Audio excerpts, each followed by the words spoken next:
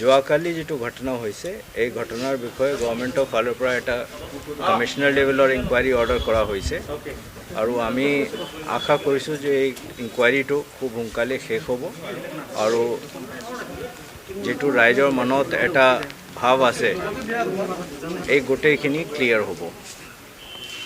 ইয়াত যেটো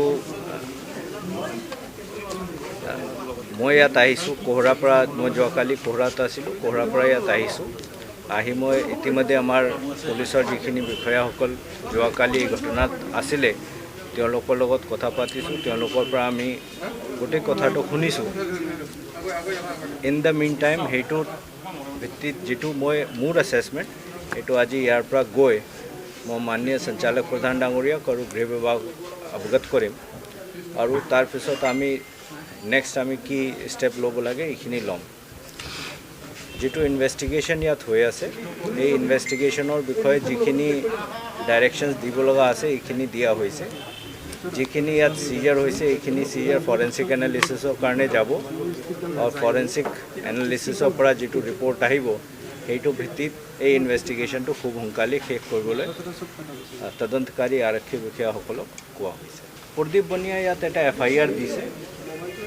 FIR আপোনালোকে থানাৰ পৰা ল'ব পাৰে তেওঁলোক তেওঁৰ কোৱা কথা যে যেটোকে অলৰেডি ইনকুৱাৰী এটা গভৰ্ণমেণ্টৰ ফালৰ পৰা অৰ্ডাৰ কৰা হৈছে তাৰ ওপৰত মই এতিয়া একো ক'ব খোজা নাই কাৰণ এইটো ইনকুৱাৰীক ইনফ্লুৱেঞ্চ কৰা নিচিনা হ'ব।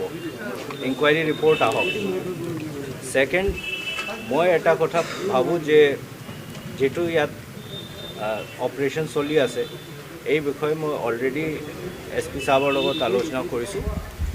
যদি ক'ৰবাত তেনেকুৱা এটা ফিলিং আছে ক'ৰবাত ৰিফ্ৰেছাৰ ট্ৰেইনিঙৰ দৰকাৰ আছে এইখিনি ট্ৰেইনিঙৰ কাৰণে মানুহ পঠাব লাগে ৰিফ্ৰেছাৰ ট্ৰেইনিং কৰাব লাগে। মোৰ এক্সপিৰিয়েঞ্চৰ পৰা মই এটা কথা ক'ব বিচাৰিছোঁ ফায়াৰিং অৰ্ডাৰ যিমান ইম্পৰ্টেণ্ট হয় তাতকৈ বেছি ইম্পৰ্টেণ্ট হ'ল ফায়াৰিং কণ্ট্ৰল অৰ্ডাৰ।